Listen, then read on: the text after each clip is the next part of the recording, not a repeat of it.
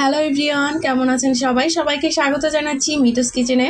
আর আজকে আমি আপনাদের সাথে শেয়ার করব একদম অন্যরকম একটা রেসিপি। এটা কিন্তু পুরোপুরিভাবে তেল ছাড়াই আমি বানিয়েছি, চুলার মধ্যে বেক করে নিয়েছি। বানানোটা কিন্তু খুবই সহজ, আর মাত্র হাফ কাপ ময়দা দিয়ে কিন্তু আমি এতগুলো নাস্তা বানিয়েছি কোনো রকম তেল ছাড়া। শুধু এখানে দিয়েছি আমি বাটার আর চিজ। এটা কিন্তু স্বাস্থ্যকর বলতে পারেন, খুব সহজেই কিন্তু এটা বানিয়ে ফেলতে পারবেন। প্রথমে একটা বলে আমি নিয়ে নিচ্ছি হাফ কাপ ময়দা, আর তারপরে এখানে আমি দিয়ে দিব স্বাদ মতো লবণ, আর দিয়ে দিব এখানে প্রায় 2 টেবিল চামচের মতো চিনি। চিনিটা চাইলে কিন্তু অ্যাভয়েড করতে পারেন। আর এখানে দিয়ে দিব সামান্য পরিমাণ বাটার, গুলিয়ে আমি এখানে দিয়ে দিয়েছি প্রায় 8 টেবিল চামচের মতো।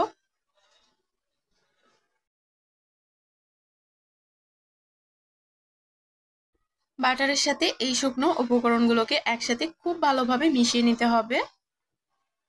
এই তো আমি কিন্তু এটাকে খুব ভালোভাবে মিশিয়ে নিচ্ছি।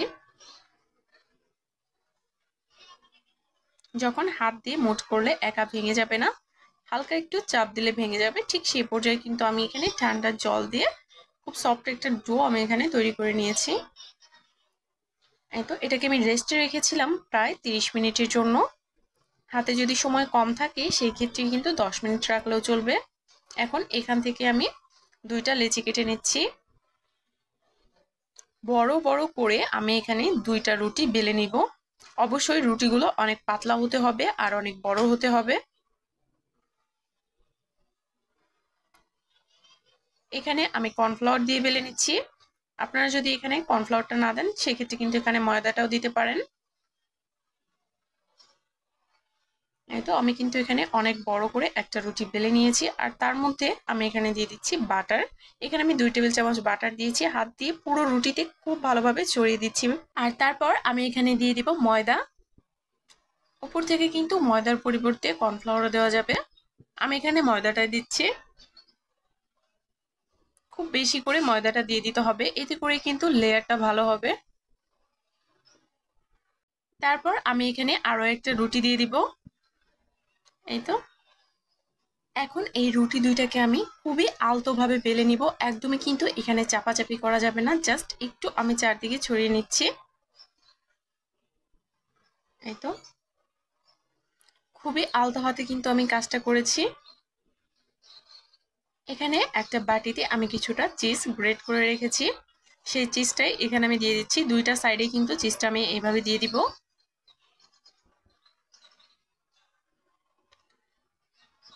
এখানে আপনারা চাইলে কিন্তু চিজের পরিবর্তে অন্য কিছুও দিতে পারেন, যেমন আলুর পুর বা ডিমের কোনো পুর বা চিকেনের কোনো পুর। চিজের ওপর দিয়ে আমি এখন কিছুটা চিলি ফ্লেক্স দিয়ে দিচ্ছি, এতে করে কিন্তু খেতে ভীষণই ভালো লাগবে। তারপর ঠিক এইভাবে একটু টাইট করে 2 সাইড থেকেই মুড়িয়ে নিতে হবে। এই পাশ থেকে অর্ধেকটা মোড়াবো আর অপর সাইড থেকেও কিন্তু অর্ধেকটা মোড়াবো। একটু টাইট করে মোড়াতে হবে যেন খুলে না যায়। এই তো তারপর মধ্যের অংশ থেকে ঠিক এইভাবে আমি কেটে আলাদা করে নিলাম। আর এখন যে সাইডের অংশটা আছে এখানে আমি সামান্য পরিমাণ জল দিয়ে দিব, এতে করে কিন্তু সিলটা খুব ভালোভাবে হয়ে যাবে। সামান্য জল দিয়ে খুব ভালোভাবে সিল করে নিতে হবে। দুইটাই কিন্তু আমি সেম ভাবে করব।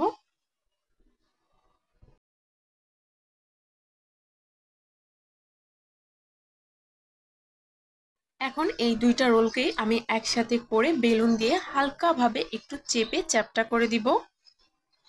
আর তারপর এখান থেকে 2 সাইডের যে অংশটা আছে এই অংশ 2টা কিন্তু আমি কেটে প্রথমেই বাদ দিয়ে দিব। আর তারপর এখান থেকে আমি ত্রিভুজ আকারে কিন্তু পিস পিস করে কেটে নিচ্ছি। অলরেডি আমি একটা কেটে নিয়েছি, আরেকটা কেটে আপনাদেরকে দেখিয়ে দিচ্ছি। এভাবে করলে কিন্তু খুব সুন্দরভাবে ডিজাইনটাও হয়ে যায়। আর তেল ছাড়া এই নাস্তাটা খেতে কিন্তু দারুণ লাগে। সবাইকে বলবো একবার হলো এটা ট্রাই করে দেখা উচিত। আর তারপর একটা স্টিলের প্লেটে আমি কিছুটা তেল ব্রাশ করে নিয়েছি যেন নিচে লেগে না যায়। তারপর এই নাস্তাগুলো খুব ভালোভাবে সাজিয়ে দিচ্ছি। এগুলোকে এখন বেক করে নেওয়ার পালা। চুলায় কিন্তু আমি আগে থেকে একটা প্যান প্রিহিট করে নিয়েছি। চেষ্টা করবেন অ্যালুমিনিয়ামের পাত্র নেওয়ার, তাহলে কিন্তু খুব সুন্দর একটা কালার আসবে। আর নিচে কিন্তু আমি প্রথমে একটা স্ট্যান্ড বসিয়ে নিয়েছি, এর উপরে কিন্তু আমি এই প্লেটটা দিয়ে দিব। উপর থেকে ঢাকনা দিয়ে ঢেকে দিব, আর ঢাকনার যে ছিদ্রটা আছে সেই ছিদ্রটা কিন্তু বন্ধ করে দিতে হবে। আমি একটা টিস্যু দিয়ে বন্ধ করে দিয়েছি। আপনাদের হাতের কাছে যদি অ্যালুমিনিয়ামের ঢাকনা থাকে তাহলে অবশ্যই সেটাই দেওয়ার চেষ্টা করবেন, তাহলে কিন্তু ওপরেও খুব সুন্দর একটা কালার আসবে। আর চুলার আঁচটা একদম মিডিয়াম লোতে রেখে আমি এটাকে বেক করে নিয়েছি 40 মিনিটের মতো। 40 মিনিট পর কিন্তু আমি এগুলোকে নামিয়ে নিয়েছি। দেখতেই পাচ্ছেন কতটা সুন্দর হয়েছে নাস্তাগুলো, তেল ছাড়াই কিন্তু এগুলো বানিয়ে ফেলতে পারবেন। আশা করছি ভিডিওটি সবার কাছে ভালো লেগেছে। ভিডিওটি যদি সত্যি আপনাদের কাছে ভালো লেগে থাকে তাহলে অবশ্যই ফ্যামিলি অ্যান্ড ফ্রেন্ডদের সাথে শেয়ার করে দিবেন। আর যারা সাবস্ক্রাইব করেছেন তাদেরকে অসংখ্য ধন্যবাদ, যারা এখনো করেননি অবশ্যই করে দিবেন। আর অনেকেই আছে তেল ছাড়া রেসিপি খোঁজেন, তাদের জন্য কিন্তু অনেক উপকারী একটা রেসিপি এটা। অবশ্যই এই নাস্তাটা বাসায় ট্রাই করে দেখবেন। আশা করছি সবার কাছে ভালো লাগবে। সবাই ভালো থাকবেন, আবার দেখা হবে নতুন কোনো ভিডিওতে।